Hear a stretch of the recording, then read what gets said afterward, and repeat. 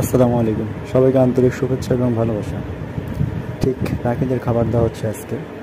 তো এখানে আছে ভাত আর কি, তারপর এখানে পিঠা আছে আছে আর কি।